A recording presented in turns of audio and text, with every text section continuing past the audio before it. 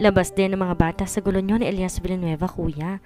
At isa pa, hindi ka ba naaawa sa mga bata? May anak din ako, kuya. At di ko kakayanan kapag nangyari din sa anak ko ang pinaplano mong gawin sa mga anak ni Villanueva. Paano kung ganyan din ang gawin sa amin ng mga kalaban ko sa negosyo? Hanggat isa kang Alvaro, walang gagalaw sa anak mo, Milo. Lalo nagitngit ang kalooban ni Gian sa inaasta ng kapatid. Gayunpaman, tila naman inintindi ni Milo, ang mukha niyang namumula at kulang na lamang ay umusok sa galit. Hindi tayo nakakasigurado dyan, kuya. Di naman naiwasan ni Gian ang pag-ikting ng kanyang panga sa tinuran ng kapatid. Ngunit bago siya makaimik, muling nagpatuloy si Milo. Iba na lang kasi, kuya. Sa ibang paraan ka na lamang maghiganti. Kitang-kitang pagsusumamo sa mga mata nito. Lalong kumulo ang dugo ni Gian sa mga narinig. Nakalimutan mo na bang mortal na kaaway ng Black Cult ang Red Majesty? Nakalimutan mo na ba kung gaano kalaking porwisyo ang ginawa ng Red Majesty sa kabuhayan natin? Ipapaalala ko lamang sa iyo dahil mukhang nalimutan mo na kung ganong kasalot si Elias Villanueva sa buhay natin. Ito ang gagawin ko. Nararapat lamang to sa lahat ng perwisyo na ibinigay niya sa atin. Muli namang napabuntong hininga si Milo Alvaro. Di ako tutol sa paghiganti mo, kuya. Pero yung idamay yung mga batang walang muwang sa away ng mafia, sobra na yun. Hindi rin makatwiran? Napailing naman si Gian Alvaro. Mahina rin tong napahalakak sabay ng pagkakbang nito patungo sa wine rack. Makatwiran? Mapaklang tura nito kasabay ng pagsali niya ng alak sa baso. Matapos yon, muli siyang tumingin sa kanyang kapatid at nagpatuloy sa pagsasalita. Really, Milo? Kailan pa nauso ang salita na makatwiran sa Black Cult? Halang ang bituka natin, nananamantala at pumapatay tayo ng mga tao. Lahat ginagawa natin illegal. Nasaan doon ang salitang makatwiran? Pero kuya, di nito nagawang tapusin ang kanyang sasabihin nang muling magsalita si Gian. Killing Elias' children will be my victory. Sa ganoong paraan lang ako makakaganti kay Elias. Ang pagkitil ko sa buhay ng mga anak niya, ang tanging alam kong makakadurog sa kanya ng husto.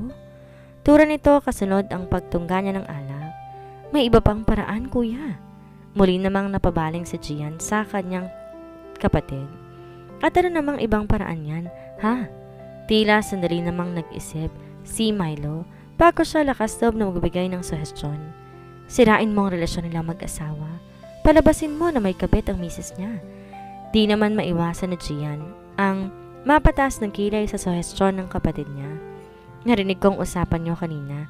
Kuya, si Glyza Escobar na rin ang nagsabi na hindi siya handang gawin lahat para sa kanyang mga anak. Then grab it.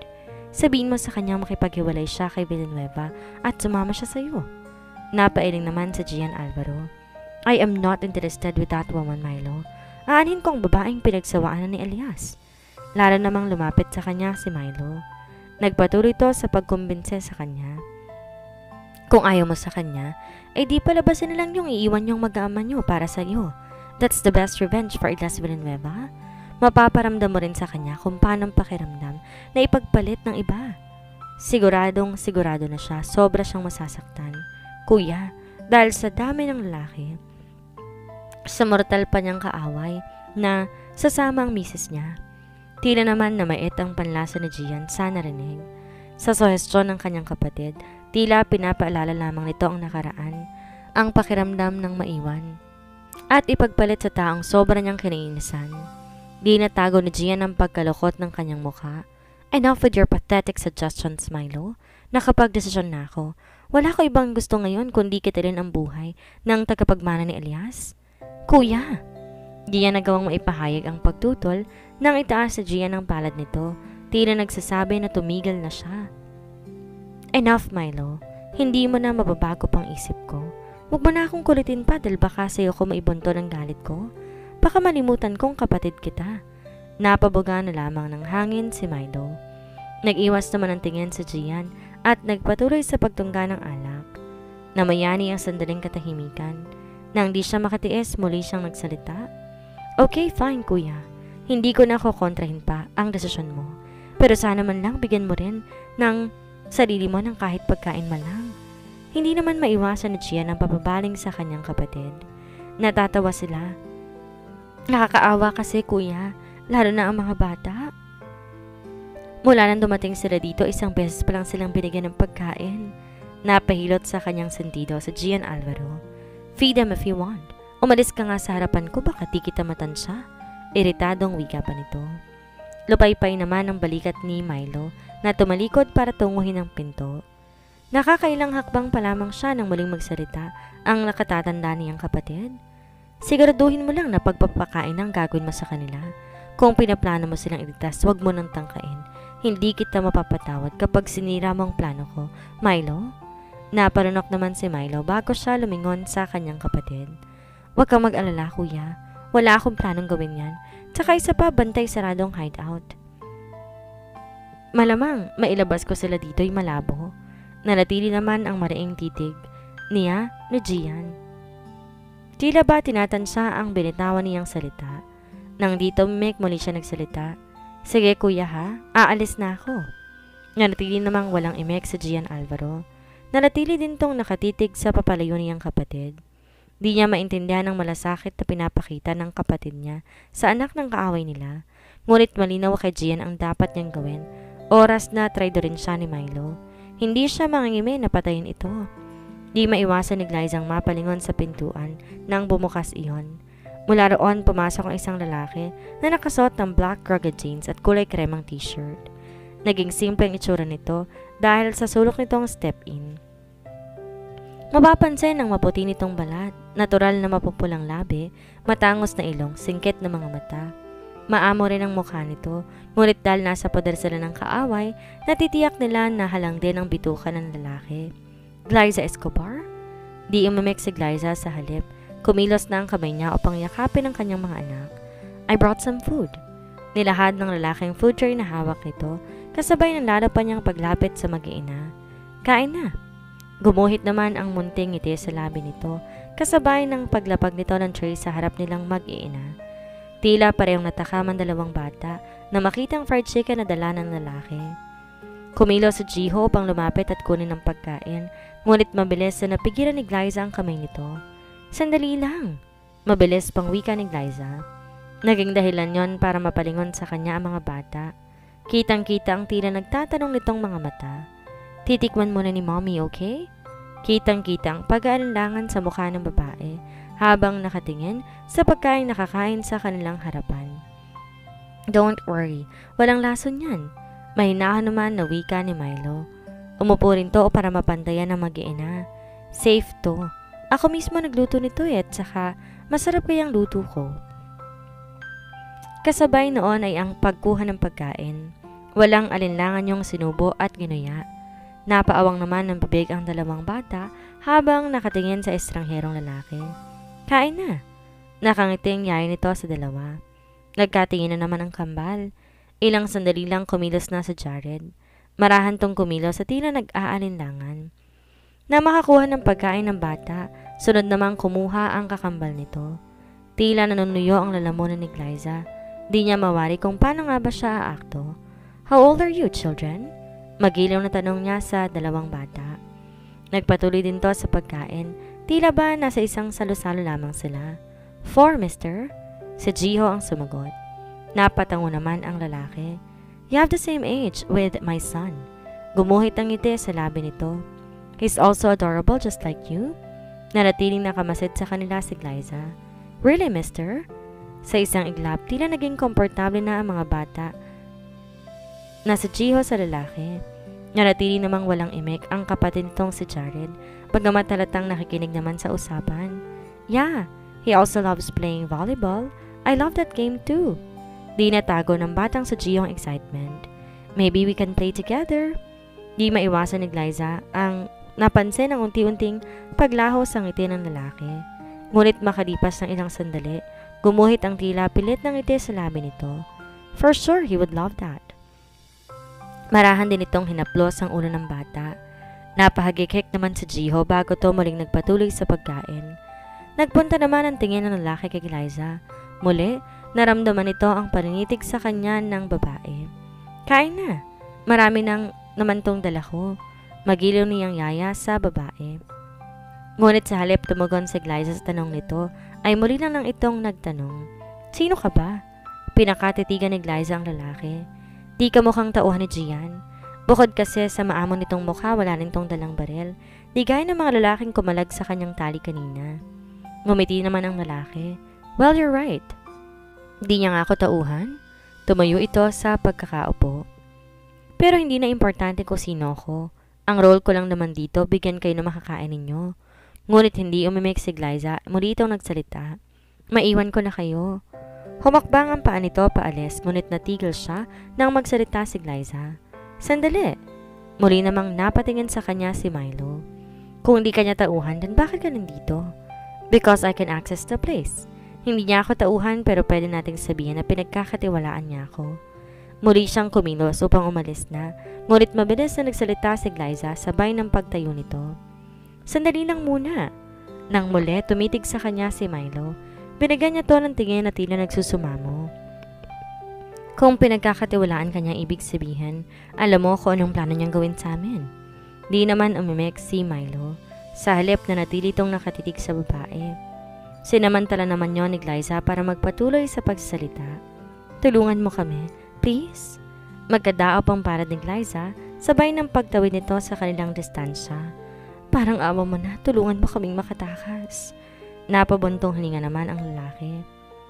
Pasensya na. Hindi ko kayo matutuluyang tumakas. Tila naman pinanghinaan ng loob si Glyza. Aniya, bakit pa nga ba niya hiniling? Natulungan sila ng lalaki. Sa sitwasyon nila ngayon, malabo pang may tumulong sa kanila. Kahit pakitaan sila nito na mabuti, kay Gian pa rin to nakapanig. Hindi ko kakayanin ng maraming tauhan ni Kuya. Pasensya ka na. Tuluyan tong humakbang patungo sa pinto.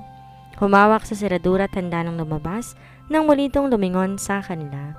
The least thing I can do is to tell Elias your whereabouts. Siya lang nakikita ko makapagliligtas sa inyo. Di naman maiwasan ni Glyza ang pagkabog ng kanyang dibdib.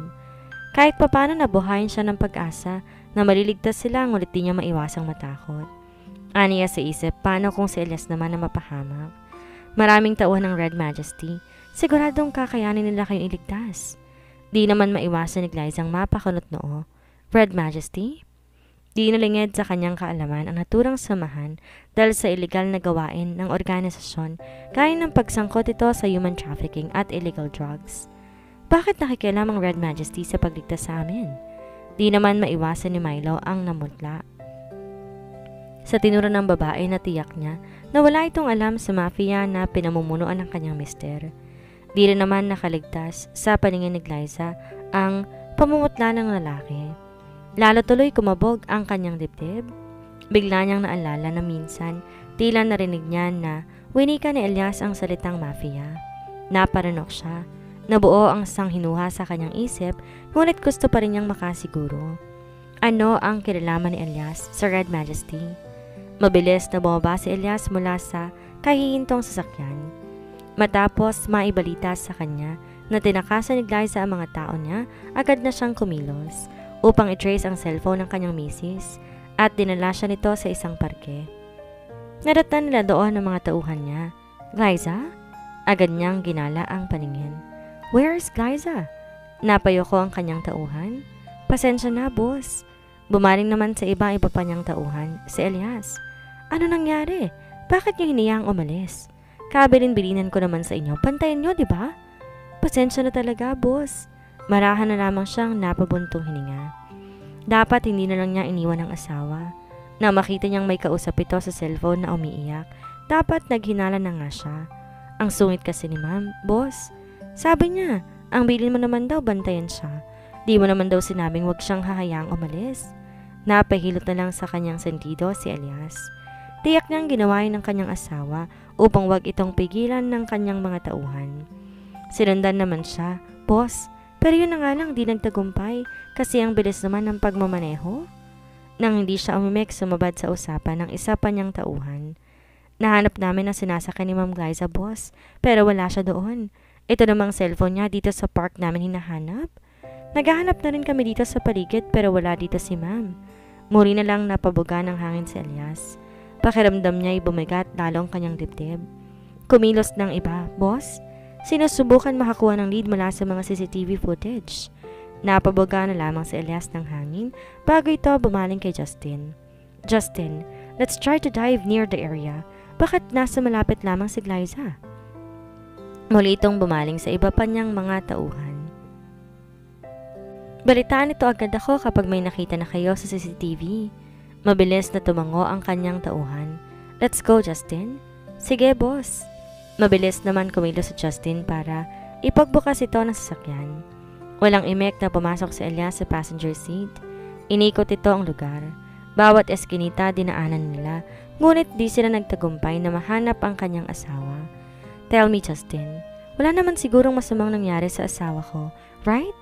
Tanong ni Elias matapos ng ilang ulit na pag-ikot nila sa lugar. Boss, nasambit na lamang ni Justin. Gusto niya sanang pagbigyan ng amo niya sa gusto nitong marinig, ngunit tila ayaw namang sumang-ayon ng kanyang isip. Malakas ang kutob niya, natulad na rin ng amo niyang babae sa batang kambal.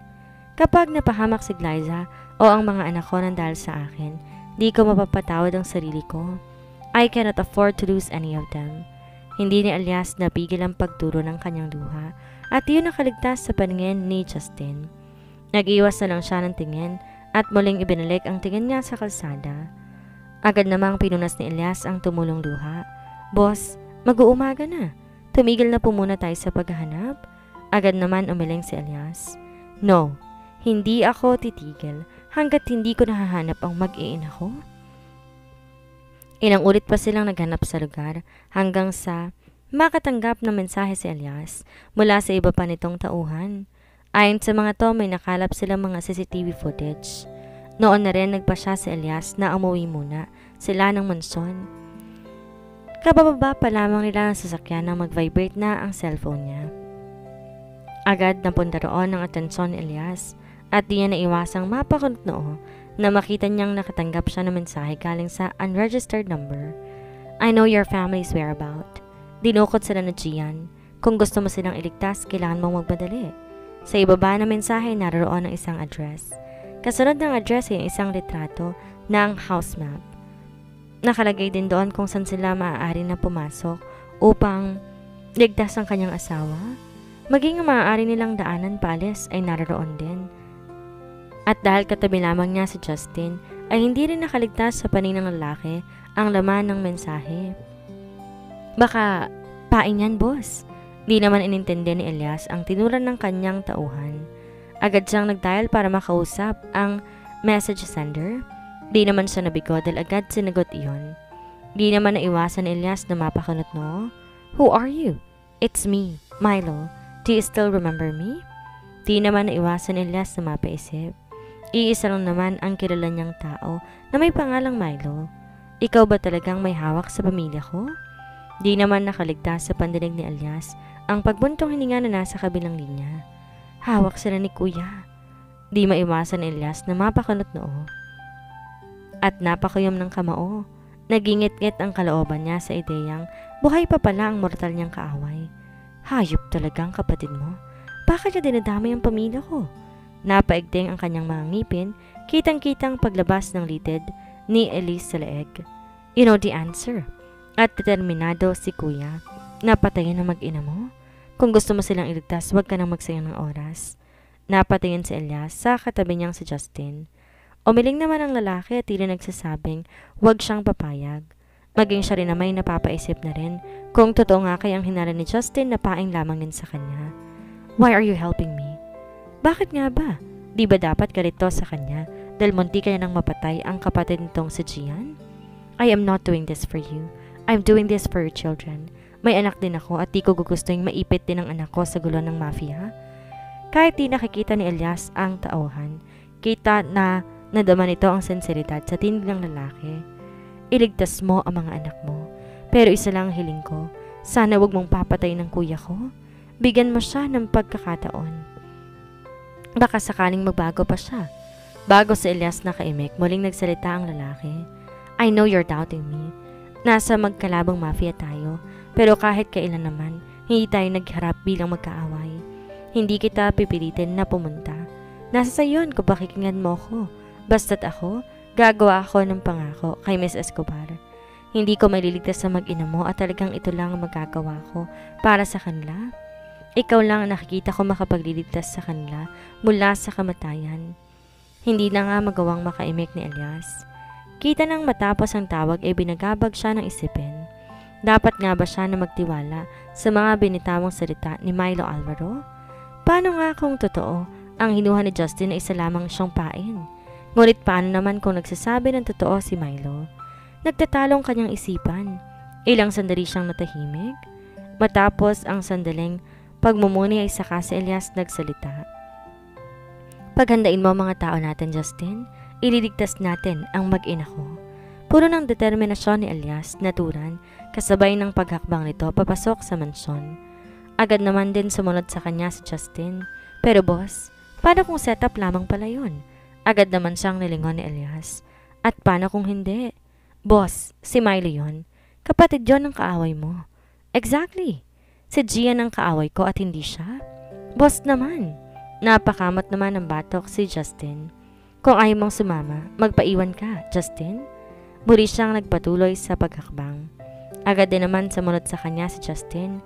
Si boss talaga. Di naman ako papayag na magpaiwan. Ayoko lang namang mapahama ka, boss.